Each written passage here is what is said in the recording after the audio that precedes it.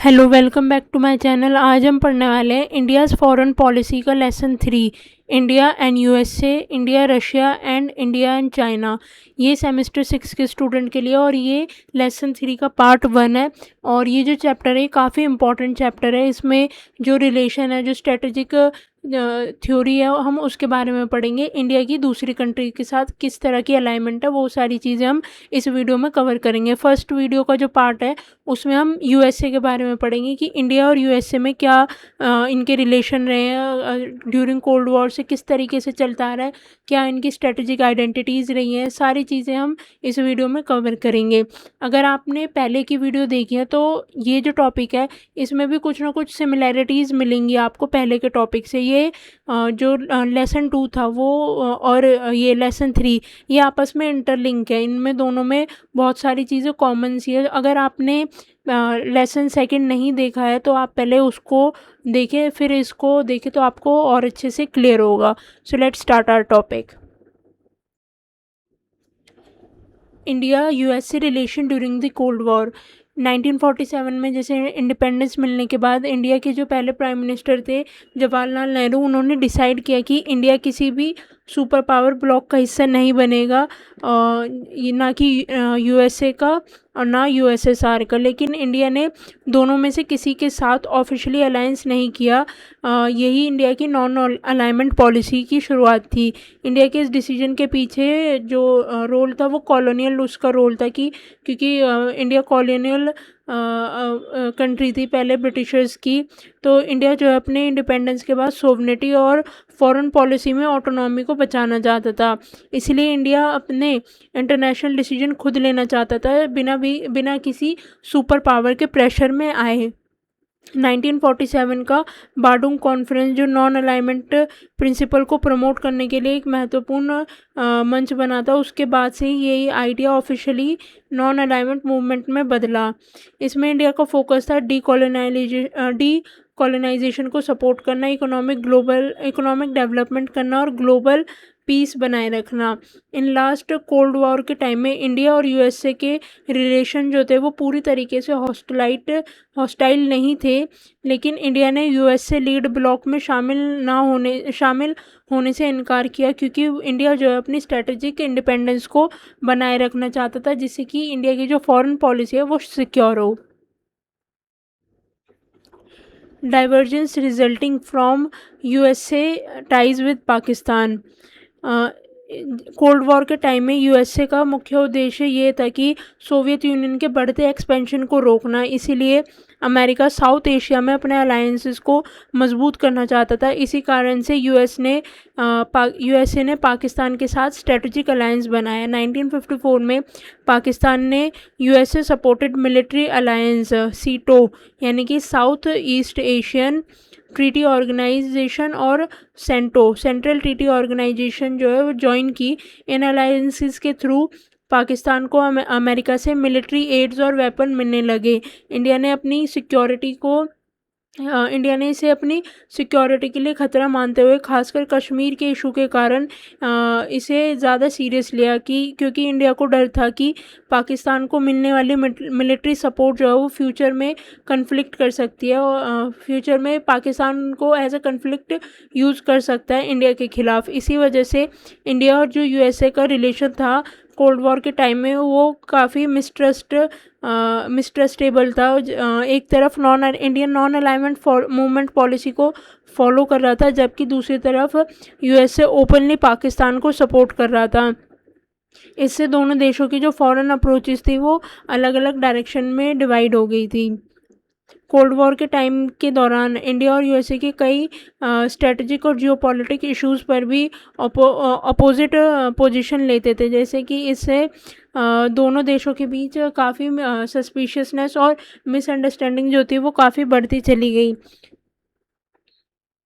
फिर भी दोनों देशों के रिलेशन पूरी तरीके से ख़राब नहीं हुए टाइम के साथ। उस टाइम पर यूएसए ने PL 480 प्रोग्राम के तहत इंडिया को फूड एड दी। ये जो प्रोग्राम था ये खासकर उस समय महत्वपूर्ण था जब इंडिया में फूड शॉर्टेज चल रही थी, जब इंडिया फूड शॉर्टेज का सामना कर रहा था। उस टाइम यूएसए ने हमारी मदद की थी, इसीलिए कुछ एरियाज़ में कॉर्पोरेशन भी हुआ, लेकिन ओवरऑल रिलेशनशिप में काफ़ी डिफरेंसेस दिखाई दे रहे थे।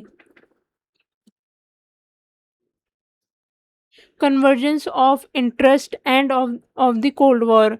कोल्ड वॉर के दौरान इंडिया नॉन अलाइनमेंट पॉलिसी अपनाई थी, और उस टाइम में जब कोल्ड वॉर ख़त्म हुई तो ये नॉन अलाइनमेंट पॉलिसी भी ख़त्म ही हो गई थी, क्योंकि जो वर्ल्ड था वो डेवलपमेंट की तरफ बढ़ रहा था। इंडिया ने अब मतलब जो सिस्टम था पहले, बाइपोलर वर्ल्ड का सिस्टम जो था वो नहीं था। अब न्यू सिस्टम मल्टीपोलर वर्ल्ड का सिस्टम शुरू हुआ था इस टाइम पर, कोल्ड वॉर के एंड के बाद।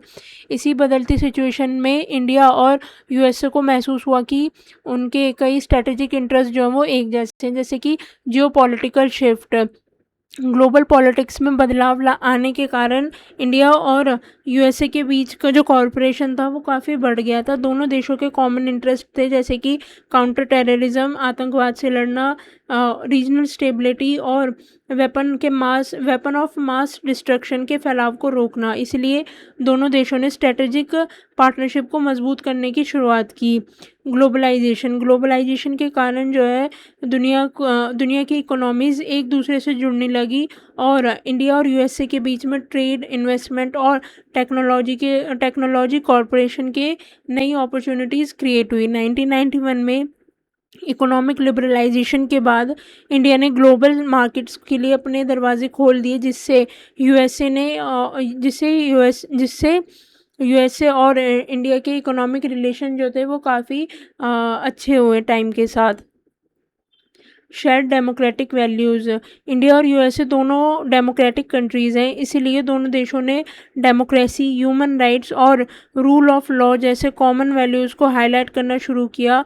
इससे उनके बायलैटरल रिलेशन को आइडियोलॉजिकल सपोर्ट भी मिला।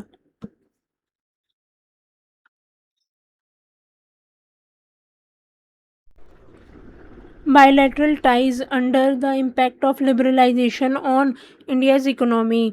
1991 में इंडिया को बैलेंस ऑफ पेमेंट क्राइसिस का सामना करना पड़ा था। इस इकोनॉमिक क्राइसिस के बाद इंडिया ने अपनी इकोनॉमी में कई बड़े रिफॉर्म्स किए, जिन्हें इकोनॉमिक लिबरलाइजेशन कहा गया। इन रिफॉर्म्स के अकॉर्डिंग ट्रेड बैरियर्स को कम किया गया, इंडस्ट्रीज़ पर जो गवर्नमेंट का कंट्रोल था उसको कम किया गया, और फॉरेन इन्वेस्टमेंट को एनकरेज किया गया। इन चेंजेस की वजह से इंडिया की इकोनॉमी ग्लोबल मार्केट के लिए खुल गई, और इंडिया की जो इकोनॉमिक पॉलिसीज़ थी वो वेस्टर्न कंट्रीज़, खासकर यूएसए जैसी कंट्रीज़ को क्या कहते हैं उसे, और क्लोज लाने लगी, जिससे कि जो इनके ट्रेड एंड इन्वेस्टमेंट है वो भी बढ़े। इंडिया के इकोनॉमिक इंगेजमेंट। लिबरलाइजेशन के बाद इंडियन अमेरिकन कंपनीज़ के लिए एक अट्रैक्टिव मार्केट बन गया था। यूएसए की कई बिजनेस और इन्वेस्टर्स जो थे उन्होंने इंडिया में इन्वेस्ट करना शुरू किया। इससे दोनों देशों के बीच ट्रेड, इन्वेस्टमेंट और इकोनॉमिक कॉर्पोरेशन जो थी वो काफ़ी इंक्रीज़ हो गई। धीरे धीरे यूएसए और इंडिया की इकोनॉमीज़ में इंटरडिपेंडेंस भी बढ़ने लगी। दोनों देशों का जो कॉरपोरेशन था, खास करके आईटी सेक्टर, फार्मास्यूटिकल और सर्विस सेक्टर, इनमें काफ़ी स्ट्रॉन्ग हुआ। इन्हीं सेक्टर ने इंडिया यूएसए इकोनॉमिक रिलेशन को एक मजबूत इकोनॉमिक पिलर के रूप में शो किया था। Strategic partnership. इकोनॉमिक रिफॉर्म्स के साथ इंडिया और यूएसए की स्ट्रेटेजिक रिलेशन भी मजबूत होने लगे। दोनों देशों ने डिफेंस, टेक्नोलॉजी और एनर्जी सेक्टर में कॉर्पोरेशन किया। इस कॉर्पोरेशन के जो सबसे इम्पोर्टेंट एग्जांपल है वो है US India civil nuclear deal. इस डील ने दोनों देशों के स्ट्रेटेजिक पार्टनरशिप को एक नई दिशा दी, जिसमें इंटरनेशनल लेवल पर इंडिया की पोजीशन जो थे वो काफ़ी मजबूत हुई।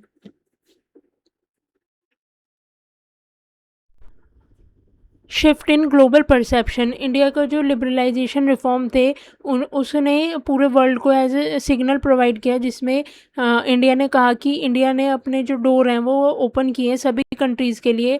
इंडिया की जो पॉलिसी थी protectionist inward looking state policy, उसको इंडिया ने ख़त्म कर दिया, जिससे जो वेस्टर्न कंट्रीज़ थी उनको हेल्प मिली और उन्होंने वेस्टर्न पावर्स ने एक्सेप्ट किया इंडिया को एज अ ट्रेडिंग पार्टनर। और टेक्नोलॉजी में भी, मतलब आईटी सेक्टर, टेक्नोलॉजी, ट्रेडिंग, इन सब में इंडिया के साथ कॉर्पोरेशन किया।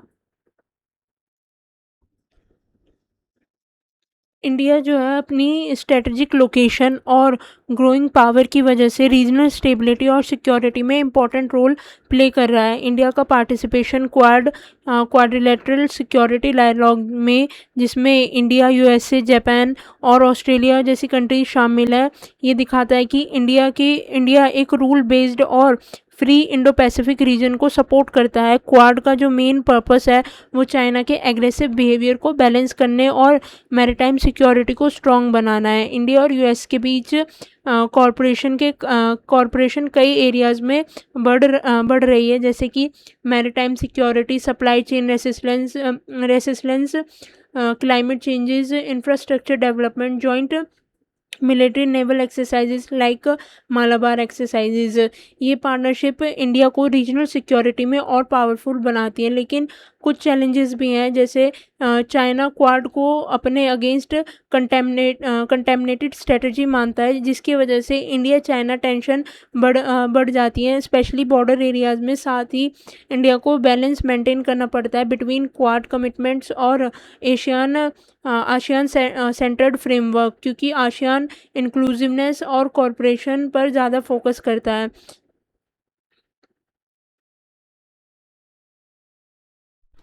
आज के टाइम में इंडिया और यूएसए दोनों कंट्रीज़ के बीच मिलिट्री और स्ट्रेटेजिक कॉर्पोरेशन जो है वो काफ़ी स्ट्रॉन्ग हो गई है। इंडिया और यूएसए ने कुछ इंपॉर्टेंट डिफेंस एग्रीमेंट साइन किए हैं, जैसे कि कॉमकैस, सिक्योर कम्युनिकेशन और मिलिट्री इंफॉर्मेशन शेयरिंग के लिए ये जो कॉनकैस कैसा एग्रीमेंट है उसको साइन किया गया। LEMOA, logistic exchange memorandum of agreement, इसके थ्रू एक दूसरे की मिलिट्री बेसिस और लॉजिस्टिक्स फैसिलिटीज़ को यूज़ करने की अपॉर्चुनिटी मिलती है दोनों कंट्रीज़ को।